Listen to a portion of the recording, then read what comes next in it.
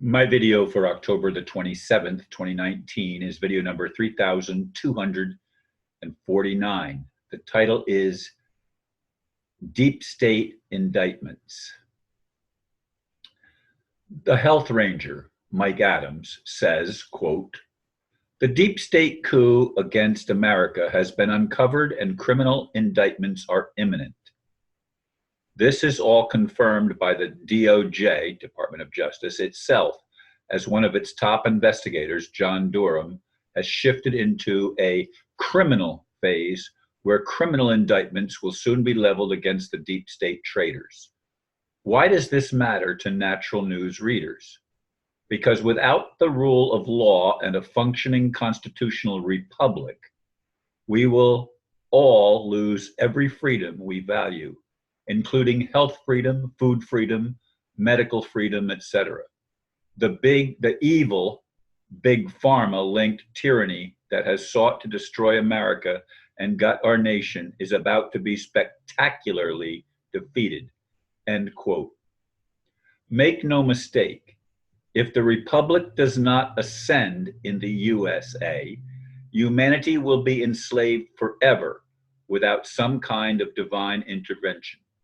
Will humanity be liberated?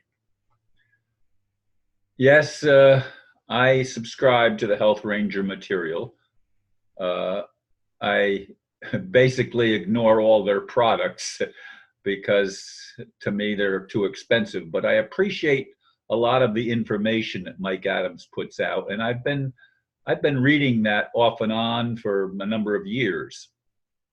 And of course, I'm very much aligned with the idea that big pharma is connected to the cabal and to the system of injustice and to the tyranny of a new world order run by psychopaths, as I see it, that only want to be in control.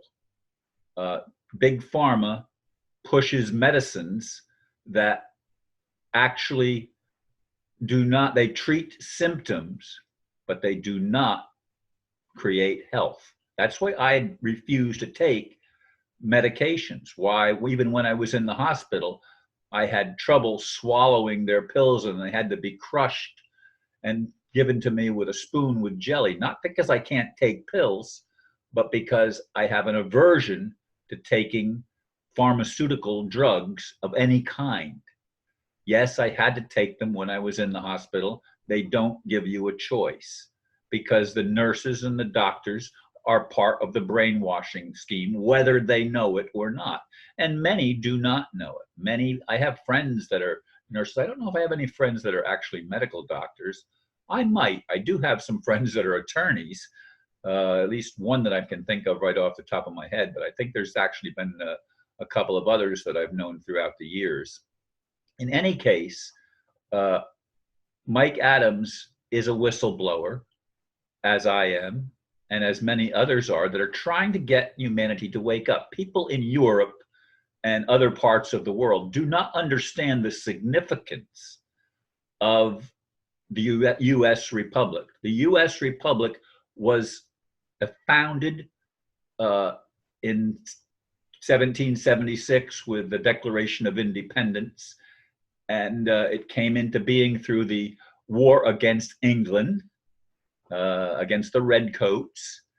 And I have always been in favor of that. And of course, Abraham Lincoln was the one who subverted the Constitution because he was the first attorney to become president of the United States. And again, in the beginning, attorneys were not allowed to hold any public office according to the 13th Amendment because they had a title of nobility issued by the Great Britain.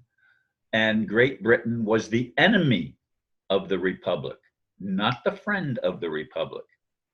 And there might have been some people like Alexander Hamilton and perhaps some others that were here as, quote, founding fathers in the United States that were actually on the side of keeping the maritime law in place. And what is maritime law? Maritime law is the law of the sea. The law of the land and the law of the sea are two completely different systems of jurisprudence. The law of the sea is the law that stops piracy, and it wasn't supposed to ever operate on the land.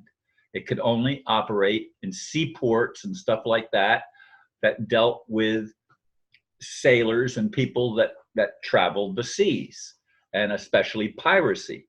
That's what the whole thing was about. But again, that may be the story of what it's about, but it's been about control all along, the control of people that want to control humanity and make humanity their slaves.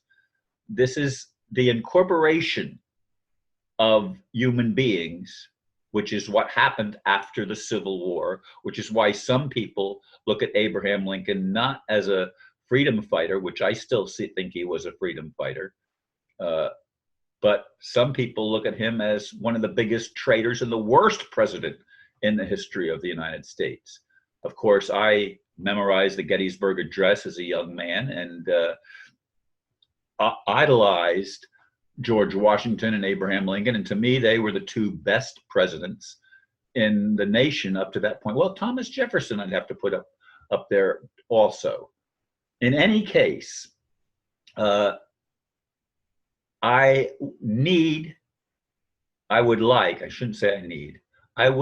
to see the republic restored, because that would mean that the human race is finally on the road back to freedom. If the United States falls and you get some of these corporate people that some others are pushing, like the guy from New England and the lady from New England that are running for president, Bernie Sanders, and I forget the lady's name even. I should remember.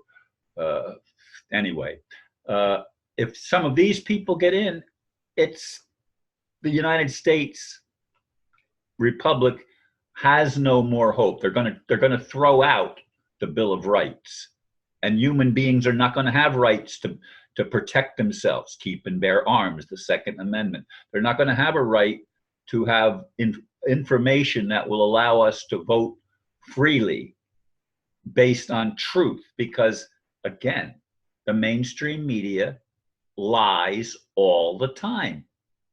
Very little of what they tell us is true. Now, I'm not sure who John Durham is, but I would love to see if that happens in the Trump administration. I will be applauding, because I'd like to see these 1,300 indictments, or 13,000, I think, maybe indictments, sealed indictments against people like Hillary Clinton and George H.W. Bush. No, not George H.W. Bush, but Boy Bush, and Jeb Bush, and Hillary Clinton, and there's a whole bunch of criminals that have held or still hold positions of power, including some in the Republican Party, that are traitors. They are playing for the deep state. They're not playing for the American people. They do not want freedom. They want a control grid tightened around the necks of all human beings so that we cannot be free. And if the United States falls, there is no other country on earth. Sure, I don't know. I just, as I said that, I thought, well, what about Russia? Well, I like Putin, as I've said so many times, but I have friends, metaphysical friends, that think Putin is terrible. I disagree. I think Putin is the best leader on the planet, and I admire him. Is he perfect? No, but nobody's perfect.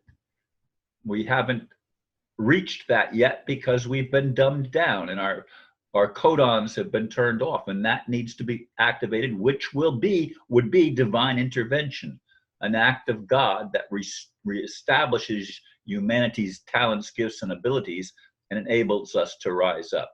Anyway, thank you folks for listening, and namaste.